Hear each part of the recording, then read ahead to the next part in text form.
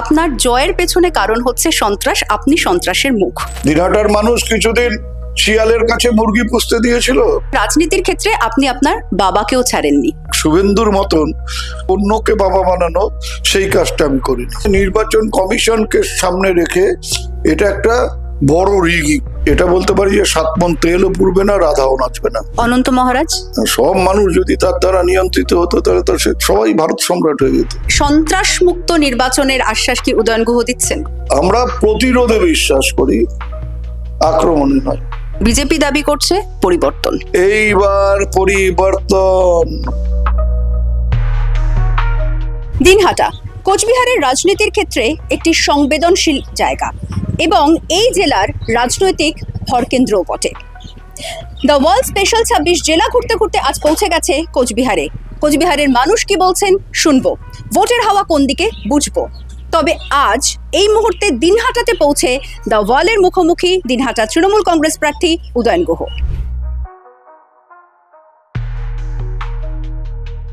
উদয়ন দা, the ওয়ালে স্বাগত।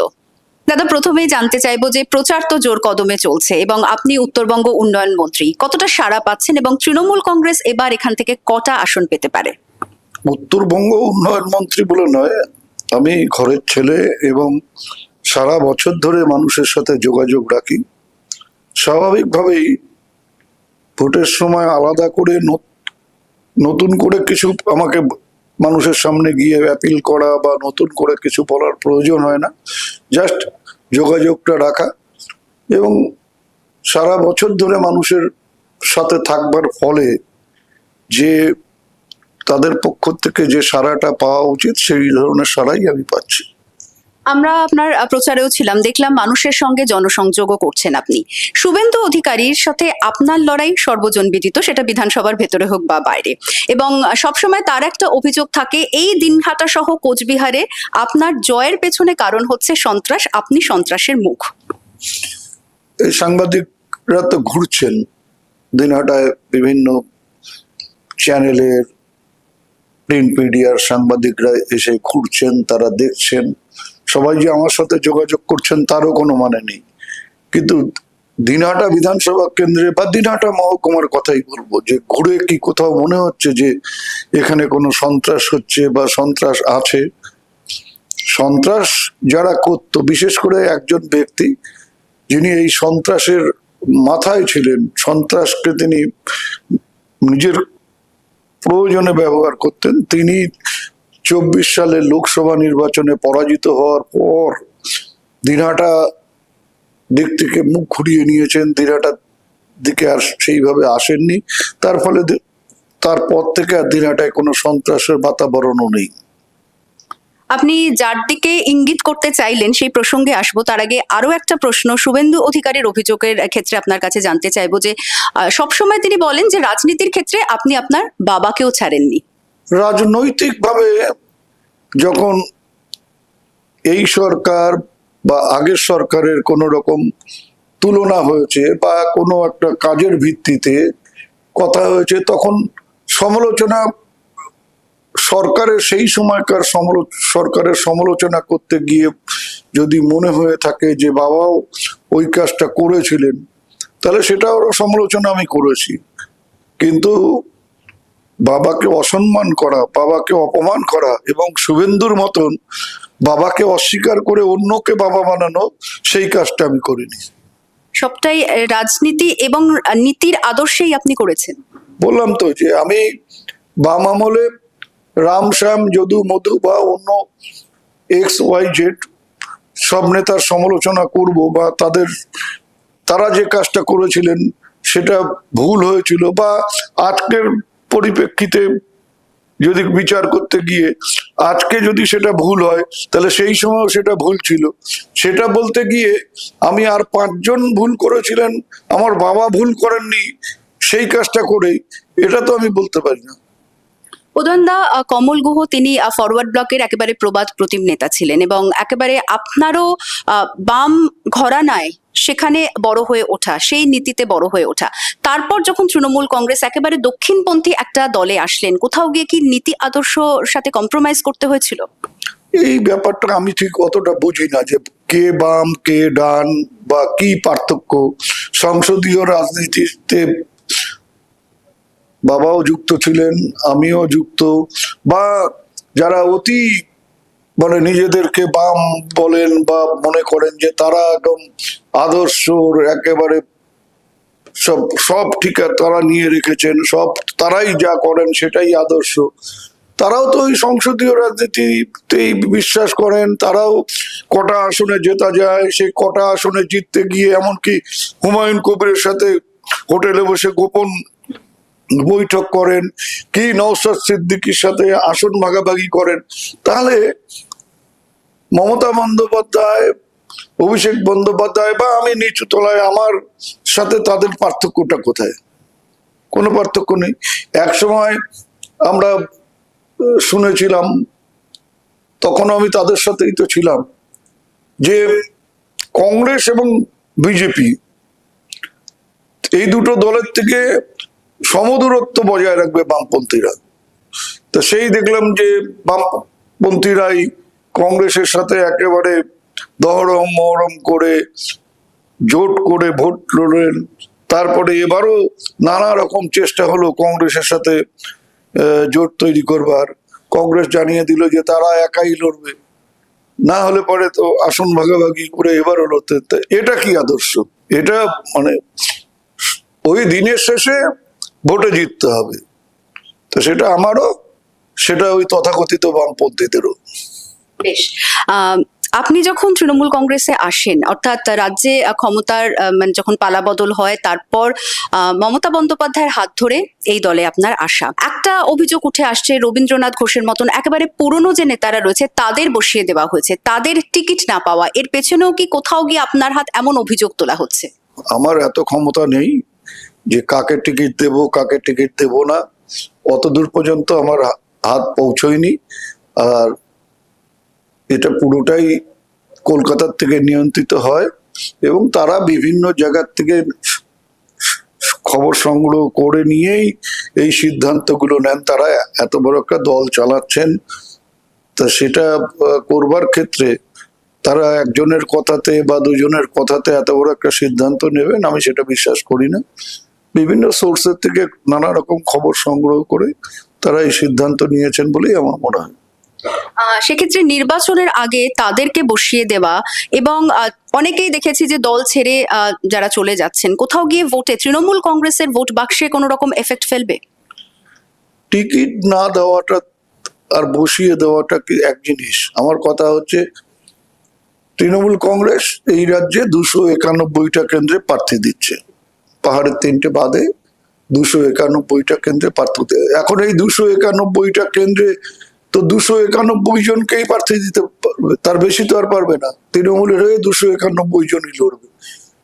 তাহলে তৃণমূলের কি 291, সারা রাজ্যে 291 জনই নেতা আছেন? এই 291 জনই দল চালান? তা তো না, অনেক মানুষ আছেন তারা টিকিট পাননি, কিন্তু দলের জন্য ঝাঁপিয়ে পড়ছেন, তারা দলকে জেতাবার চেষ্টা করছেন, তারা দলের প্রার্থীর জন্য লড়াই করছেন। সবার ক্ষেত্রে এটা প্রযোজ্য। এসআইআর নিয়ে কি বলতে চাইবেন? এত নাম বাদ দেওয়া, এবং বারবার আলোচনা যখনই চলছে একটা বিষয় উঠে আসছে যে কার লাভ কার ক্ষতি। এবার প্রথম কথা হচ্ছে, এসআইআরটা হচ্ছে রেফারির মাঠে খেলতে নেমে যাওয়া, অর্থাৎ রেফারি নিরপেক্ষভাবে খেলা চালাবেন, দেখবেন যাতে মাঠে কোনো সমস্যা না হয়, ফাউল হলে ফাউল, অফসাইড হলে অফসাইড, বাঁশি বাজাবেন। কিন্তু এখন দেখা যাচ্ছে যে দুপাশে 11 জন খেলোয়াড় থাকবে, মাঝখানে রেফারি।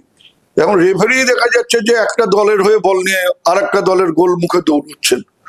তো এসআইআরটা হচ্ছে সেই রকম।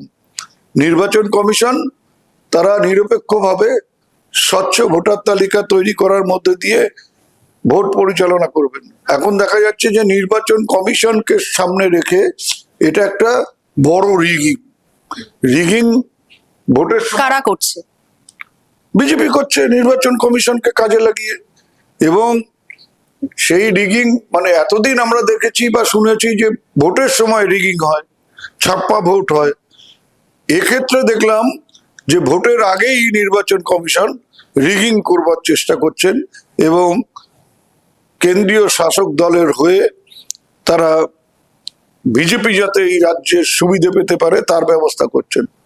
কিন্তু এটা বলতে পারি যে 7 মণ তেলও পুড়বে না, রাধাও নাচবে না।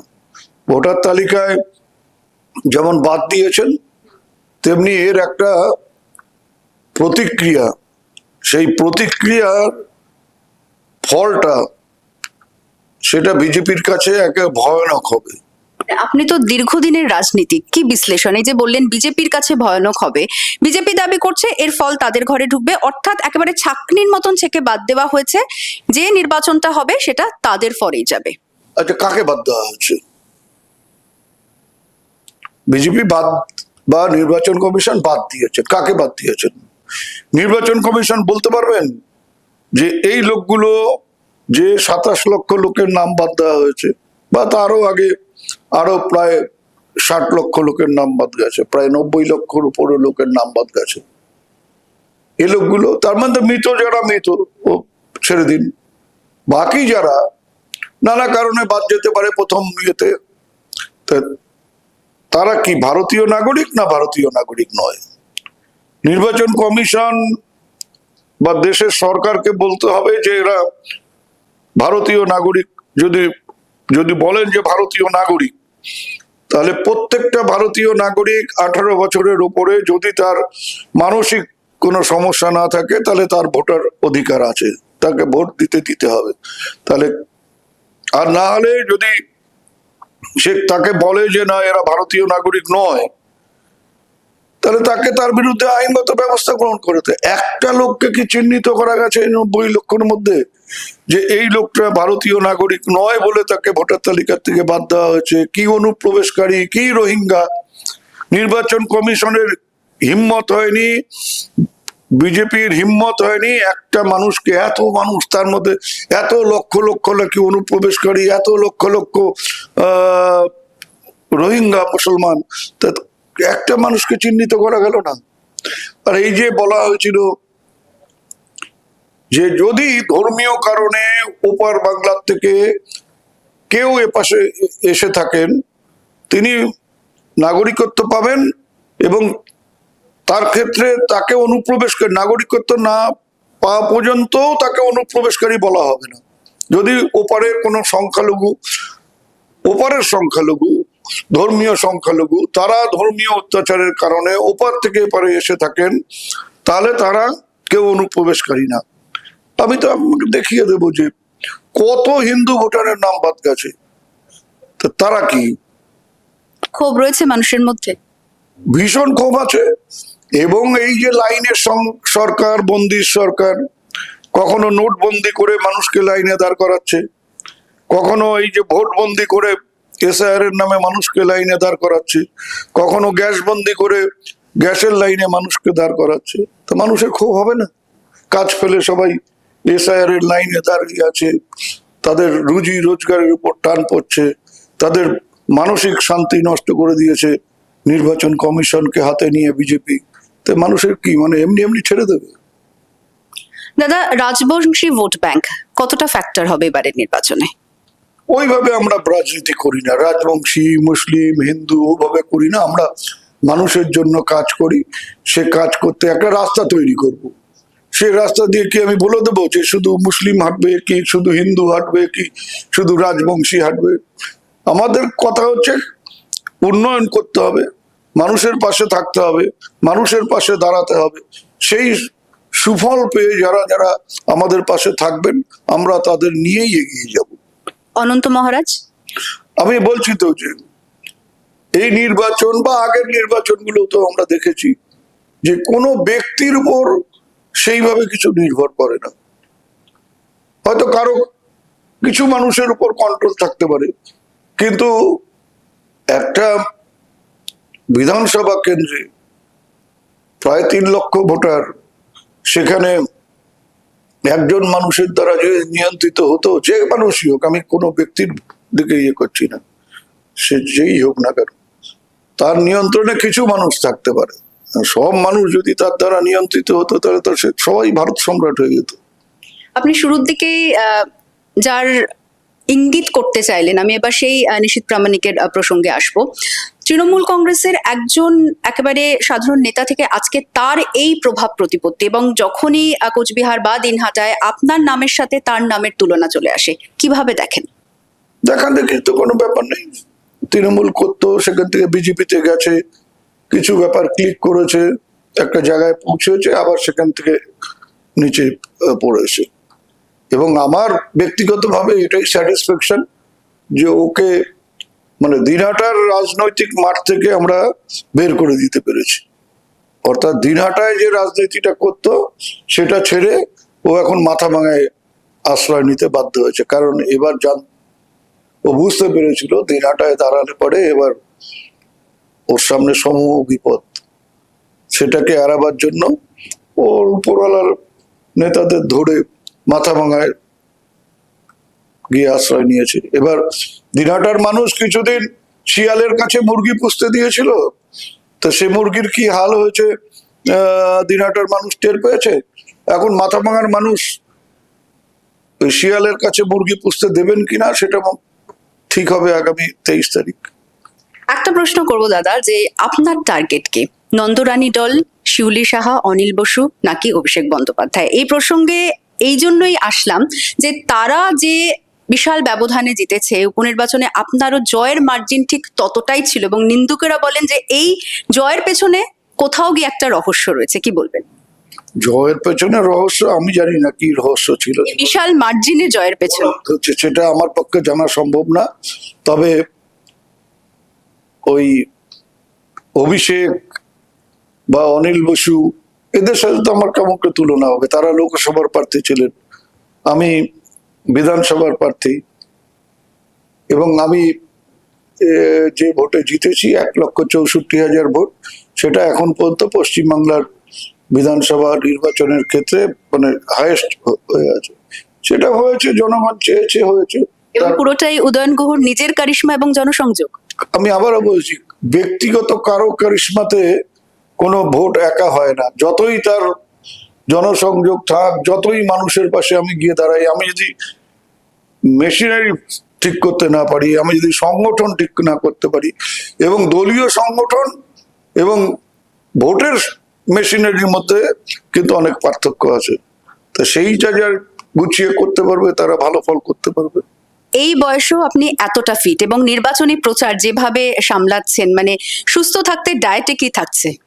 মানে আমি হচ্ছে এই বয়সের কথাটা আমি ইয়ে করলাম না, কারণ বয়সটা তো সংখ্যা মাত্র বলে না। আমি আমার বয়সের কথা আমি ভাবিই না, মনেও রাখি না। কারণ যেদিন থেকে বয়সের কথা মনে রাখবো সেদিন থেকে আর আমি চলাফেরা করতে পারবো না।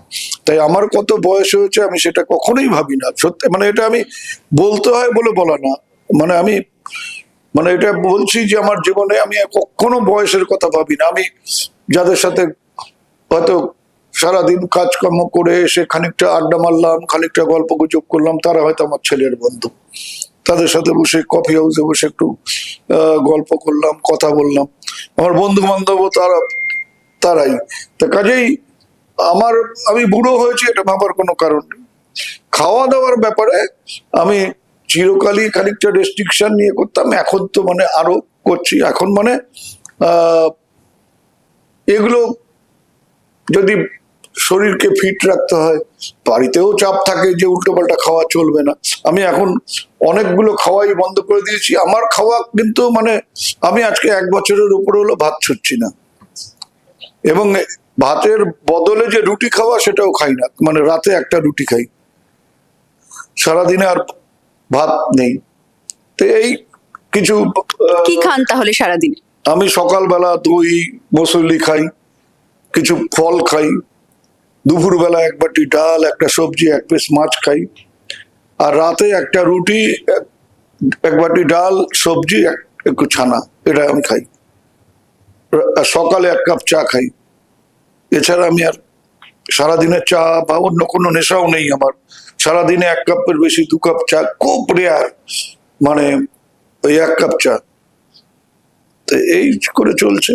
খাওয়া দাওয়ার ব্যাপারে আমি আমার মানে সহকর্মীরা জানেন, আমার বন্ধু বান্ধবরা জানেন যে আমি, এবং আমাকে কোনো নিমন্ত্রণ বাড়িতে, বিয়ে হোক, অন্নপ্রাশন হোক বা যে কোনো জায়গায় হোক, যারা আমন্ত্রণ করেন তারাও জানেন যে আমি কিছু খাই না, আমি যাই সৌজন্য সাক্ষাৎকার করি। কেউ আমাকে খাওয়ার জন্য চাপও দেন না যে আমি খাই না বাইরে কিছু।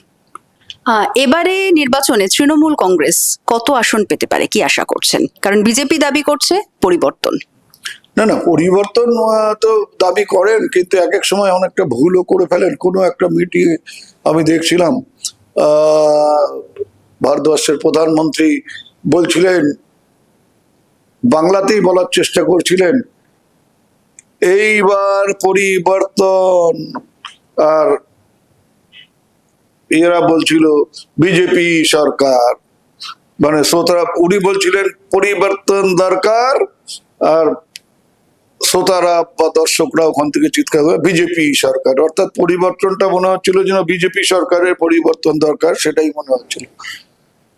চাইলেই সবকিছু পাওয়া যায়। আগের বার তো বলেছিলেন ইসবার 200 পার, কোথায় গিয়ে মুখ থুবড়ে পড়েছেন। এবার সংখ্যাটা বলারও সাহস হচ্ছে না, এবং সেই সংখ্যাটাও কেউ কেউ বলার চেষ্টা করেছেন 170।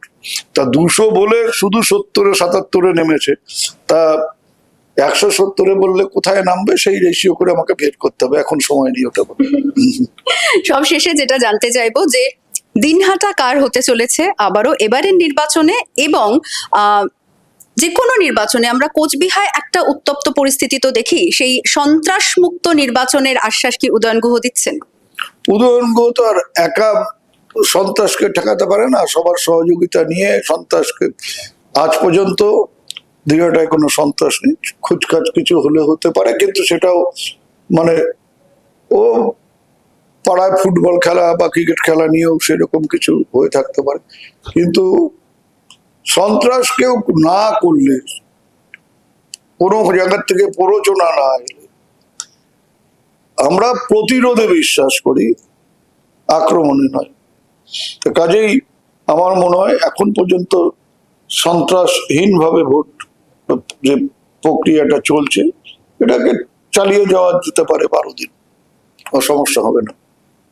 ধন্যবাদ উদয়ন দা। দ্য ওয়ার্ল্ড স্পেশাল 26-এ আজ আমাদের মুখোমুখি ছিলেন দিনহাটার তৃণমূল কংগ্রেস প্রার্থী উদয়ন গুহ, এবং তিনি আশাবাদী এবারও দিনহাটার মানুষ ভরসা রাখবে তার উপরেই। নির্বাচনের সমস্ত খবরের জন্য অবশ্যই নজরে রাখুন theworld.in-এ, কারণ খবর এখন এখানেই।